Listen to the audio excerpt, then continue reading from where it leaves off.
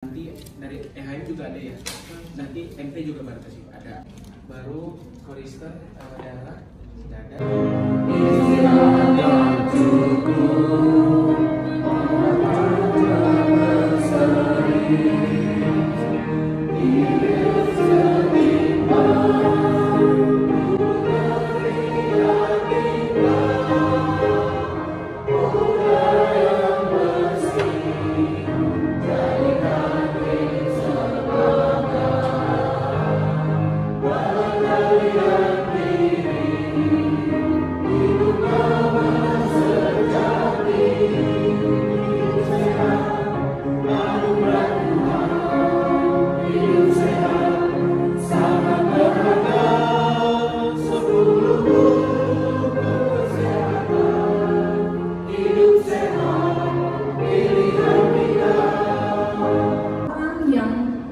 Time managementnya bagus adalah justru orang yang bisa mencari waktu untuk rehat dalam sehari, dalam pekerjaannya, rehat sejenak.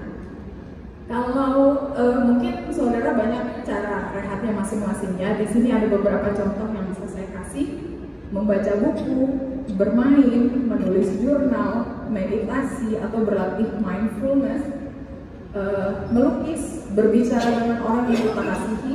Saya yakin saudara pasti punya teman kerja yang setiap istirahat nelfon dulu, sayang, lalu kasihan dia, atau halo sayang, apa saja. 10 menitnya kita berjemur di bawah sinar matahari. Ingat tadi sebelum jam 9 pagi dan tidak lebih dari 10 menit. Kemudian kita melakukan aktivitas fisik 25 menit. 25 menit pun nggak harus terus-terusan saudara ya. Misalkan 15 menit pagi harinya, nanti sorenya lanjut lagi 15 menit. Gak ada salahnya. WHO juga nggak bilang berapa menitnya di mana. Pokoknya olahraga dalam sehari 25 menit. Atau untuk yang naik KRL, biasanya dari stasiun naik Gojek, mungkin bisa pilih pagi-pagi saya mau jalan aja, nanti pulangnya aja kalau udah capek baru naik Gojek. Itu pun sudah termasuk aktivitas fisik tadi ya. Kemudian 5 menit untuk mengambil waktu dalam memilih makanan, dan terakhir adalah 20 menit untuk rehat sejenak. Oke, terakhir, last but not least, paling penting saudara, makanan. Saya yakin saudara sudah sering melihat gambar yang ada di sebelah kanan saya ya, pilihan atau diet seimbang itu, porsi makanku. Jadi makanan kita ini diporsikan karena setiap makanan itu punya perannya masing-masing.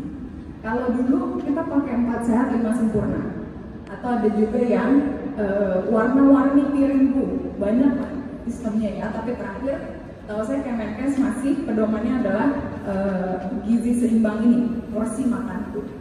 Nah di sebelah kiri saya kasih gambar piring kosong. Coba saudara bayangkan tadi siang porsi piring atau makan terakhir saudara itu isinya apa?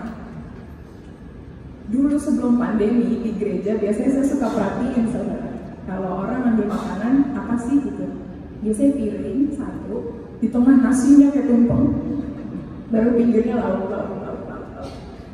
Tapi kan dulu belum ada gambar ini ya, jadi sekarang ini bisa dipakai, bisa dijadikan pedoman bahwa sebenarnya dalam satu piring itu seharusnya sudah ada takarannya. Makanan pokoknya berapa banyak, lauk-lauknya cuma boleh berapa banyak, sayur dan buahnya itu wajib ada dalam satu porsi atau dalam satu makanan. Jadi makanan nasi plus mie goreng itu bukan pilihan makanan yang baik, walaupun enak memang saya akui. Kenapa ada porsinya masing-masing? Karena baik karbohidrat, baik protein, baik lemak-lemak baik itu ada perannya masing-masing di tubuh kita. Apakah kalau kita makan karbohidrat saja tidak cukup? Kalau belum makan nasi, belum makan dokter. Ya nggak apa-apa kalau memang mau makan nasi, tapi ingat tadi porsinya, nasinya ada, lauknya ada, sayurnya ada, buah-buahannya juga ada. Nasi atau karbohidrat punya peran yang sangat baik dalam memberikan kita energi, punya peran yang baik dalam produksi atau metabolisme memberikan energi untuk 41 sampai 44. Pada suatu kali Yesus duduk menghadapi peti persembahan dan memperhatikan bagaimana orang banyak memasukkan uang ke dalam buku itu. Banyak orang kaya memberi jumlah yang besar. Lalu datanglah seorang janda yang miskin, dan ia memasukkan 2 peser, yaitu 1 duit. Maka dipanggilnya murid-muridnya dan berkata kepada mereka, "Aku berkata kepadamu, sesungguhnya janda miskin ini memberi lebih banyak daripada semua orang yang memasukkan uang ke dalam peti persembahan. Sebab mereka semua memberi dari kelimpahannya, tetapi janda ini memberi dari kekurangannya, semua yang ada padanya, yaitu seluruh nafkah." Mungkin kita pernah mendengar satu lagu,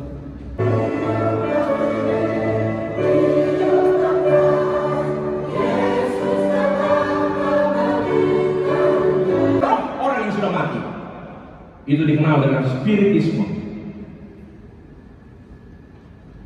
Saudara tahu,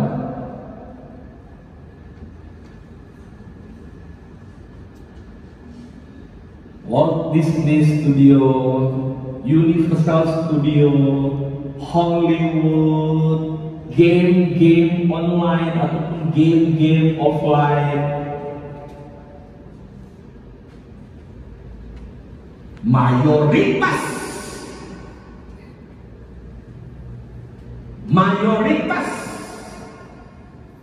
bercerita tentang hal ini. Contoh, mungkin kita ketawa, Pinocchio. Dia boneka kayu, tapi roh bisa masuk ke dalamnya dan dia berbicara. Dan saya coba searching, saya coba lihat seperti The Lion yang diulang-ulangi filmnya. Saudara, itu semua produksi karena sama seperti semua orang mati dalam persoalan dengan Adam, dan sama seperti manusia telah takkan mati hanya satu kali saja, dan sesudah itu dihakimi. Saya ingin tanya saudara,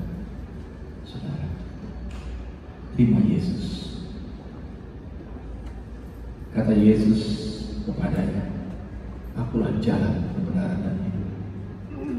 Hanya Yesus yang memberikan jaminan kehidupan kekal. Bergaulah akrab dengan Yesus. Izinkanlah dirimu diisi oleh perkataan-perkataan Kristus, daripada engkau izinkan pasar penipuan menguasai engkau dalam semua aspek hiburan yang dia tawarkan di muka bumi ini. 2 Petrus 1 ayat 16, sebab kami tidak mengikuti dongeng-dongeng sahabat jempol manusia ketika kami beritahukan kepadamu kuasa dan kedatangan Tuhan kita Yesus Kristus sebagai Raja